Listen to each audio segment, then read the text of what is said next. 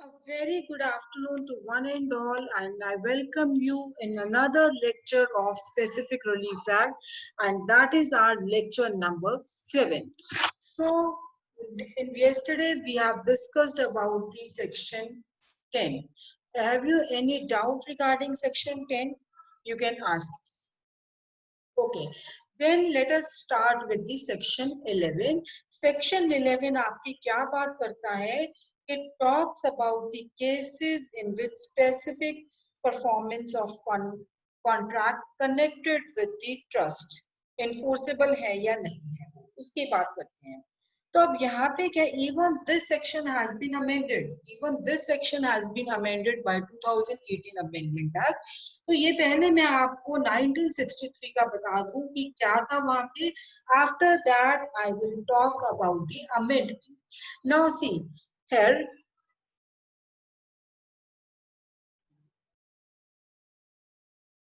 just a minute. Yeah, except as otherwise provided in this act.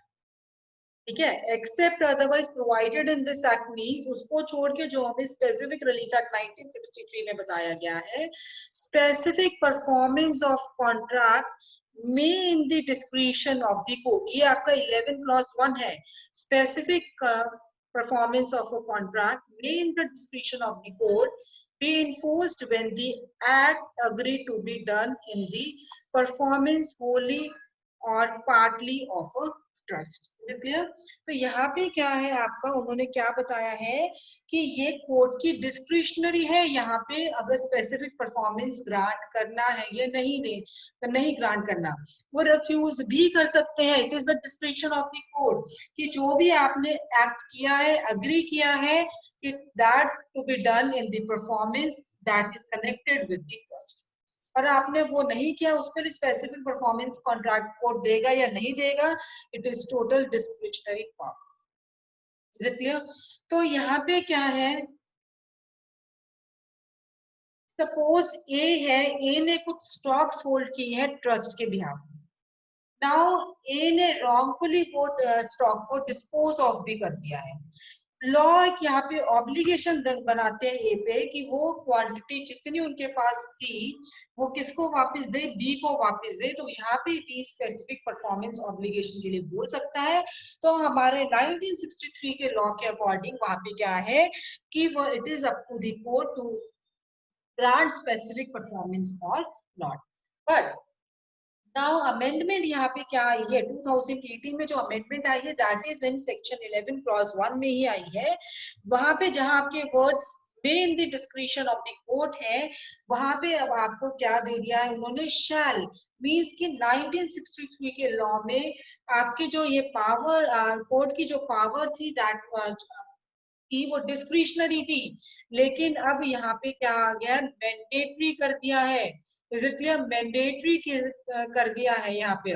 तो यहाँ पे जब मैंडेटरी इन्होंने कर दिया है, इट मींस जो वर्ड्स यहाँ पे चेंज हुए हैं वो वर्ड्स क्या चेंज हुए हैं, शैल आ गया है. Is it clear? शैल आ गया है. तो इट मींस यहाँ पे जो may in the discretion of the court, अब ये क्या आ गया यहाँ पे, शैल यूज हो गया है. Is it clear?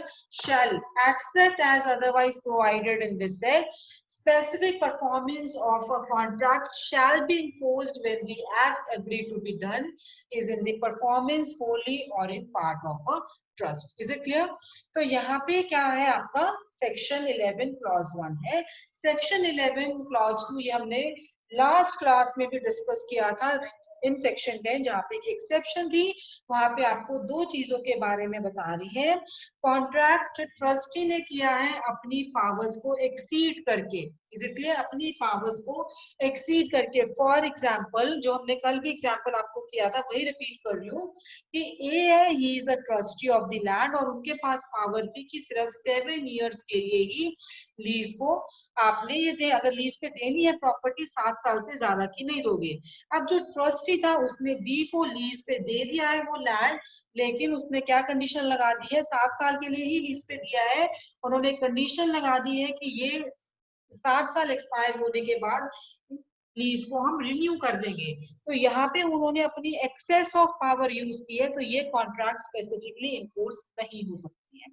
दूसरी बात इन्होंने क्या कही है कि अगर उन्होंने कोई कॉन्ट्रैक्ट किया है ट्रस्टी ने इन ब्रीच ऑफ ट्रस्ट, तो वो भी स्पेसिफिकली इन्फोर्स नहीं होंगे। तो वो for example breach of trust का, अब ट्रस्ट ने आपको प्रॉपर्टी दे दी है और ट्रस्ट ने कहा है कि ये जो प्रॉपर्टी है ये आप कब, ये अगर सेल करनी है, अगर आपको सेल करनी है तो 1 लाख से कम की सेल नहीं करनी है। लेकिन अब वो ट्रस्टी ने बी को प्रॉपर्टी सेल कर दी है 50,000 में, तो अब यहाँ पे क्या उन्होंने ब्रीच ऑफ ट्रस्ट किया, सो ये स्पेसिफिकली इन्फोर्स नहीं होगा। This was regarding section 11। तो अब सेक्शन 11 के हैं, इसके रिलेटेड अगर ओके, तो यहाँ पे आपको सिर्फ इतना बताया कि अगर ट्रस्ट से रिलेटेड है केस, तो वहां पे स्पेसिफिकली इन्फोर्समेंट होगी या नहीं है। Previously it was discretionary power, अब ये मैंडेटरी हो गया है कि वहां पे स्पेसिफिक परफॉर्मेंस ग्रांट होगी। Is it clear? और कहाँ पे नहीं होगी वो सेक्शन 11 क्लॉज 2 में बताया है। अब आती है बात सेक्शन 12 की। सेक्शन 12 अब आपका क्या बात करता है कि अगर आपके बीच में कोई कॉन्ट्रैक्ट हुआ है और वो कॉन्ट्रैक्ट आपने आधा कॉन्ट्रैक्ट परफॉर्म किया, मीन्स कुछ पार्ट कॉन्ट्रैक्ट का परफॉर्म किया है, तो जो नहीं है उसके लिए स्पेसिफिक परफॉर्मेंस मिलेगी या नहीं मिलेगी। तो सेक्शन 12 क्लॉज 1 आपको यही कहता है कि पार्ट परफॉर्मेंस ऑफ कॉन्ट्रैक्ट के लिए कोई भी स्पेसिफिक परफॉर्मेंस ग्रांट नहीं होगा। लेकिन उन्होंने सेक्शन 12(1) में ये भी लिख दिया है कि जो इस सेक्शन में दिया है उसको छोड़ के, मीन्स जो इसके सब सेक्शन 12 के क्लॉज 2 और क्लॉज 3 है, they are exception to clause 1, except otherwise herein provided in this section, court shall not direct the specific performance of the part of contract. Is it clear? Herein provided in this section, court shall not direct the specific performance of a part of contract. Second सब में क्या है? Clause 2 देखिए कहाँ है। Clause 2 में अब आपको कहा गया है कि जहां आपने कुछ पार्ट नहीं परफॉर्म किया और वो बहुत कम पार्ट है जो आपने परफॉर्म नहीं किया, तो उसमें आपको स्पेसिफिक परफॉर्मेंस मिलेगी या नहीं। तो चलिए हम एग्जांपल से आपको एक्सप्लेन करते हैं। नाउ ए है, ए ने बी के साथ कॉन्ट्रैक्ट किया था कि A will sell 100 bags of rice to B. Clear? Now, after some time, A says कि he will not able to deliver whole of 100 bags of rice, but he has only 80 bags to deliver. अब ये जो 80 bags है वो deliver कर रहे हैं, not the 20 bags. तो जो deliver नहीं कर रहे हैं, ठीक है, जो पार्ट अपना परफॉर्म नहीं कर रहे हैं वो है 20 bags का नहीं परफॉर्म कर रहे हैं, तो वो बहुत छोटा अमाउंट है, ठीक है, बहुत छोटा आपका पार्ट है वो कॉन्ट्रैक्ट का जो आप नहीं परफॉर्म कर रहे हो। बट उसके साथ वो ये कह रहे हैं कि वो जो मैं 20 बैग तो मैं नहीं डिलीवर कर पा रहा हूँ, अपना कॉन्ट्रैक्ट नहीं परफॉर्म कर रहा हूँ, but I am ready to pay compensation. तो अब यहाँ पे अगर कोई भी पार्टी सूट फाइल करती है स्पेसिफिक परफॉर्मेंस के लिए, यहाँ पे कोर्ट की डिस्क्रिशनरी पावर है टू ग्रांट और not to grant the specific performance. Is it clear? तो यहाँ पे 3 केसेस हैं आपके जहाँ पे स्पेसिफिक परफॉर्मेंस जो पार्ट ऑफ कॉन्ट्रैक्ट के लिए ग्रांट हो सकती है। तो देखिए अब आपका जो क्लॉज 2 है वो क्या कह रहे हैं, where a party to a contract is unable to perform the whole of his part of it, ठीक है, जो 100 बैग्स थे राइस के वो ही is not able to, A यहाँ पे परफॉर्म नहीं कर पा रहा, पूरे 100 बैग्स नहीं डिलीवर कर पा रहा, but the part which must be left unperform कौन सा था, 20 bags by only a small proportion to whole in the value। तो ये 20 बैग्स अगर पूरी उसमें देखें जो बहुत कम प्रपोर्शन है, स्मॉल प्रपोर्शन है, and admits of compensation in money, उसके लिए वो 20 लाख के लिए कॉम्पनसेशन भी दे रहा है। कोर्ट में एट दिस में आ गया तो डिस्क्रिशनरी पावर है, at the suit of either party, किसी भी पार्टी ने, चाहे ए ने चाहे बी ने सूट फाइल किया है, वो क्या डायरेक्ट करेंगे, specific performance of such so much of the contract as may be as can be perform. तो वो 80 बैग्स के लिए कह सकते हैं कि इसको तो स्पेसिफिक परफॉर्म करो जो आप कर सकते हो, और बाकी के लिए आप क्या कॉम्पोजिशन इन मनी दे दो जो नुकसान। क्लियर? तो ये आपका 12 clause 2। Now comes the 12 clause 3। ये 12 क्लॉज 3 में क्या है अब आपका, 12 क्लॉज 3 की बात करते हैं, it is opposite to 12 clause 2 वहां पे क्या था, स्मॉल पार्ट था, यहाँ पे अब क्या है, लार्ज पार्ट है। तो अब इसी एग्जांपल को आप वाइस वर्सा कर लो कि ए ने बी से कॉन्ट्रैक्ट किया भी 100 बैग्स ऑफ राइस है, वो डिलीवर करेंगे and B agree to pay for it now. But in this case what happens कि now he says, A says कि I will only able to deliver 20 bags, 80 bags का जो contract था वो मैं नहीं परफॉर्म करूंगा, लेकिन 80 बैग्स के लिए I am giving you compensation. Is it clear? So I am giving you the compensation. अब यहाँ पे देखो, where a party to a contract is unable to perform the whole of his part of it, या पूरा part नहीं perform कर रहे हैं, and part which must left unperformed, जो unperformed है, that forms a considerable part of the whole. Considerable part of the whole means large part. तो 80 bags ये large part है पूरे contract का, लेकिन तो admitting of compensation in money. तो यहाँ पे वो कॉम्पोजिशन इन मनी भी एडमिट कर रहे हैं, does not admit composition of money, या वो कॉम्पोजिशन इन मनी को एडमिट नहीं कर रहे हैं।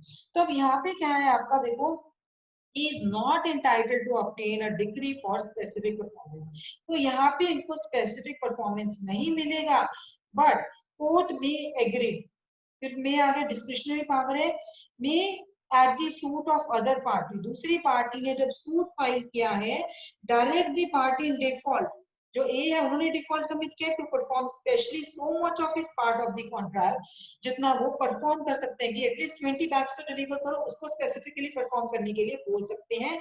वो भी कब, अगर इफ द अदर पार्टी, अगर दूसरी party in case following under clause A, clause A क्या था, जहां पे उसने लार्ज पार्ट परफॉर्म नहीं किया बट वो एडमिट कर रहे composition in money, pays or had paid the agreed consideration for the whole of contract reduced by the consideration for the part which missed left unperformed and the case falling under, ठीक है। तो उसमें उन्होंने क्या कहा है कि जितना, अगर सपोज कोई भी पैसा पे कर दिया है, सपोज उसने 100 बैग्स का ही पे कर दिया था, बी ने 100 बैग्स का पे कर दिया था, तो यहाँ पे वो बोल रहे हैं कि 100 बैग्स का पे किया, सपोज पर बैग इज 1000 रुपीज, अब 1000 रुपीज है तो 100 बैग्स कितने हो गए आपके, 1 लाख रुपीज के हो गए हैं, ठीक है। तो वहां पे वो कह रहे हैं कि जो 20 बैग्स का अमाउंट है वो डिडक्ट करके वापिस बाकी मेरे को दे दो, कि 80,000 मुझे दे दो। Is it clear? क्लियर कि अगर एक बैग आपका 1000 रुपीज का है और 100 बैग्स हैं, तो वहां पे कितने हो गए आपके, 1 लाख के हो गए हैं, तो वो 20 बैग्स के काट के मुझे 80,000 वापस दे दो, वो कह रहा है आपका क्लॉज ए के रिगार्डिंग। बी, अब in and A case falling under clause B, pays और हैड पेड, या तो पे कर दिया या पे करना है, considerable for the whole of contract without any abatement, is it clear, without any. Second clause क्या है, सब क्लॉज क्या है, in either case relinquishes all claims, ये क्या कहता है कि यहाँ पे आपने सारी क्लेम्स अपने रेलिंग्विश कर दिए, छोड़ दिए, ठीक है, या कोई भी जो performance of remaining part of contract के सारे के सारे क्लेम्स छोड़ दिए, सारे राइट्स छोड़ दिए कॉम्पनसेशन के लिए, चाहे वो डेफिशिएंसी के लिए, लॉस के लिए, डैमेज के लिए, sustain by him through the default of the defect. ये था थर्ड क्लॉज। तो फोर्थ क्लॉज क्या है अब आपका, कि जहां पे पार्ट है कॉन्ट्रैक्ट का, ये भी आपको एग्जांपल से समझाती हूँ। सपोज ए ने कॉन्ट्रैक्ट किया था बी को कि यहाँ पे मैं आपको सीमेंट और ब्रिक्स दो चीजें डिलीवर करूंगा, लेकिन अब वो कह रहे हैं कि he is not able to deliver the bricks, कि he can not perform the contract regarding the bricks. तो यहाँ पे कोर्ट की डिस्क्रिप्शन है कि वो स्पेसिफिक परफॉर्मेंस ग्रांट करेंगे या नहीं। अब यहाँ पे क्योंकि जो ब्रिक्स है वो एक सेपरेट और इंडिपेंडेंट फुटिंग पे है, तो यहाँ पे वो करेंगे या नहीं करेंगे, इट डिपेंड्स अपॉन दी। तो वही चीज है, when a part of contract which taken by itself can and ought to be specifically performed stands on a separate and independent footing from another part of the same contract, जो which cannot or ought not to be specifically performed, वो part के लिए जो specifically perform नहीं हो सकता था, court में direct specific performance of the former part जो कि हो सकता है, तो सीमेंट और ब्रिक्स में वो सीमेंट वाला हो सकता है, उसके लिए स्पेसिफिक परफॉर्मेंस कोर्ट दे सकता है। और एग्जांपल ले लीजिए आप, ये जो ओनर है प्लॉट्स का WXYZ, ठीक है, he is the owner of 4 plots. अब ए ने वो एक प्लॉट, 4 प्लॉट्स में से एक प्लॉट जो कि Z प्लॉट बी को सेल कर दिया है, ठीक है। नाउ उसको सेल करने के बाद उसने चारों के चारों प्लॉट सी को सेल कर दी WXYZ चारों प्लॉट। अब कोर्ट जो कॉन्ट्रैक्ट ए और बी के बीच में हुआ था उसमें इंटरफेयर नहीं करेंगे, लेकिन वो जो कॉन्ट्रैक्ट ए और सी में हुआ था उसमें स्पेसिफिकली स्पेसिफिक परफॉर्मेंस के लिए कह सकते हैं कि जो स्पेसिफिक परफॉर्मेंस का है WXY प्लॉट के लिए हो सकता है, जेड के लिए नहीं होगा क्योंकि that has been sold to the sorry B. Is it clear? तो ये है आपका fourth clause, separate and independent footing. Explanation क्या कहती है इस सेक्शन के पर्पस के लिए? वो कह रहे हैं for the purpose of this section जो पार्टी है to contract shall be deemed to unable to perform the whole of his part of it और a portion of the subject matter existing at the date of contract. तो वहां पे जो party है to contract वो हम क्या deem करेंगे, उसको क्या कंसिडर करेंगे कि जो अपना पूरा पार्ट कॉन्ट्रैक्ट का परफॉर्म नहीं कर पा रहे हैं ऑफ अ सब्जेक्ट मैटर, जो कि जिस दिन आपने कॉन्ट्रैक्ट किया था उस दिन वो सब्जेक्ट मैटर एग्जिस्ट कर रहा था, तो हम ये मान लेंगे कि वो सब्जेक्ट मैटर अब एग्जिस्ट नहीं करता है at the time of performance. Is it clear? So this was regarding your section 12।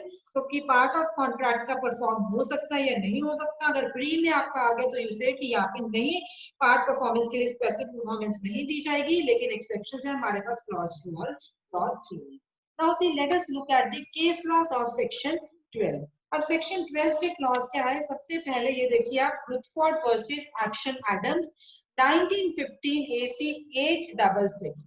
तो यहाँ पे कोर्ट ने क्या ले डाउन किया है कि अगर वेंडर ने सू किया है, अगर वेंडर ने सू किया है और इस पोजीशन में है कि वो सब्सटेंशियली ट्रांसफर कर सकते हैं जो कॉन्ट्रैक्ट हुआ था, तो वहां पे कोर्ट स्पेसिफिक परफॉर्मेंस की डिक्री दे देंगे with the composition for any small and immaterial deficiency.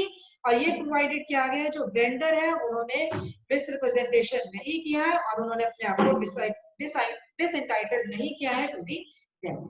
Is it clear? So this was regarding the Rothward versus Action Adams 1915 AC 866। Physically next case में आप देखो, सुरजीत कौर वर्सेस नरोत्ता सिंह।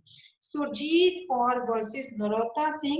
यहाँ पे अब AIR साइटेशन नोट करिए, AIR 2000 supreme court 2927, AIR 2000 supreme court 2927। इस case में क्या हुआ था कि जो पार्टी है he can elect to accept the part performance of the contract. Is it clear? Party है can elect to accept the part performance of the contract at any stage of the litigation. तो अगर सिर्फ आपने specific performance of contract के लिए suit file किया है और वहां पे पार्टी है वो willing है to accept the part performance of the contract, तो इसका मतलब ये नहीं है कि उसको ये कह देंगे कि he will not be preclude in the party seeking performance to accept the performance of the contracting part. तो अगर पार्टी एक बार कैटेगरीली इलेक्ट हो गया not to accept the part performance, वो लेटर स्टेज पे उसको रिजाइन नहीं कर सकते and he will get out of the election made by him. Is it clear? So this was the case regarding Surjit Kaur versus Narotta Singh.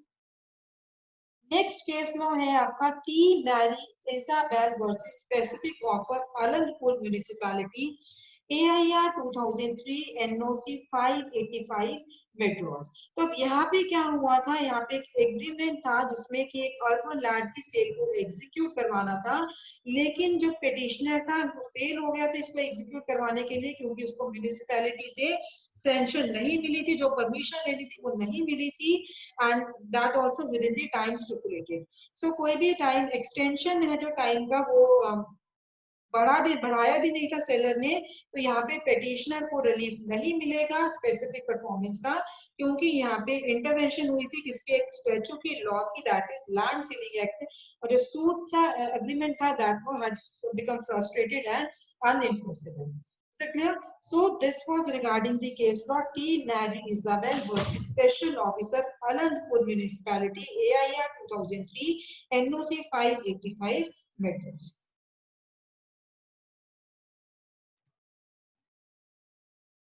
Next क्या है, अब यहाँ पे देखो आप केस महमूद अली वर्सेस यावर बैग 13 इन AJLR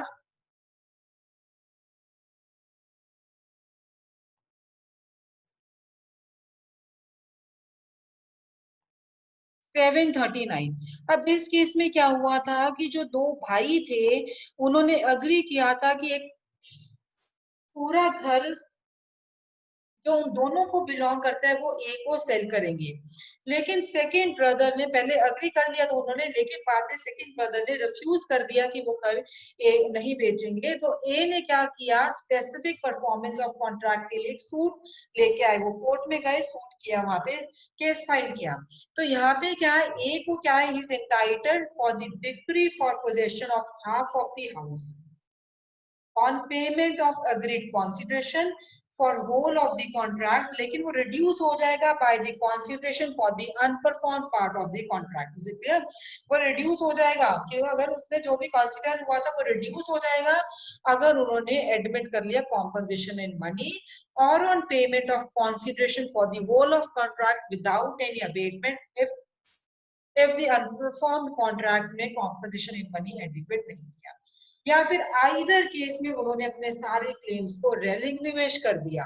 तो यहाँ पे क्या है, एक भाई, इस प्रेजेंट केस में क्या है, one brother is willing to sell a share, वो कॉन्ट्रैक्ट एनफोर्स हो जाएंगे ए के अगेंस्ट। एक प्लीड कर सकता है कि ये जो कॉन्ट्रैक्ट था पूरे घर को परचेज करने का कॉन्ट्रैक्ट हुआ था, आधे घर को नहीं।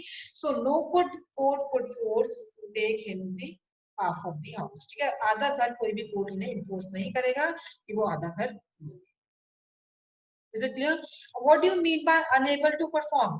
इसका मतलब क्या है कि पार्टी है किसी भी रीजन के कारण, किसी भी कारण वो पूरा कॉन्ट्रैक्ट अपना परफॉर्म नहीं कर सकते जो उन्होंने परफॉर्म प्रॉमिस किया था, जो उन्होंने कॉन्ट्रैक्ट किया था। Is it clear? Next case law क्या है आपका, AL Partha Sarathi Mudaliar versus Venkata Kondo Chettiar ILR 1965 विड्रॉज 464। तो यहाँ पे क्या था कि बात आई थी इनमें, इस केस में डिविजिबल और अनडिविजिबल की, इनडिविजिबल की। तो उन्होंने कहा क्या कोई कॉन्ट्रैक्ट इस तरह है जो डिविजिबल हो सकते हैं या इंडिविजिबल है, तो that depends upon the contract divisible है या इंडिविजिबल है, that depends upon the terms of each contract। is it clear कि वो सेपरेट होंगे नहीं होंगे, ये किस पे डिपेंड करते हैं, उनके जो टर्म्स है कॉन्ट्रैक्ट के उस पे डिपेंड करता है। is it clear? तो ये हमारा सेक्शन 12 के रिगार्डिंग था। अब आपकी देखो एक और केस लॉ है, राम प्रसाद साहू वर्सेस बाबू काशी प्रसाद तिवारी 1965 BLGR 214। इस केस में क्या हुआ था, जो परचेजर है उन्होंने स्पेसिफिक परफॉर्मेंस के लिए बोला था कि smaller part of contract as available. तो यहाँ पे कोर्ट है वो उन्हें ग्रांट भी कर सकते हैं स्पेसिफिक परफॉर्मेंस, रिफ्यूज भी कर सकते हैं, लेकिन दोनों केसेस में उनको कॉम्पनसेशन मिलेगी फॉर द नॉन परफॉर्मेंस। अगर ग्रांट कर दिया तो जो पार्ट परफॉर्म नहीं किया उसके लिए कॉम्पनसेशन मिलेगी, not in respect of the other which had become incapable of performance by the defendant, as plaintiff has right to compensation in respect will be barred under section 12. Is it clear? So this was regarding your section 12. Now in the next session we are going to start with the next section, that is section 13.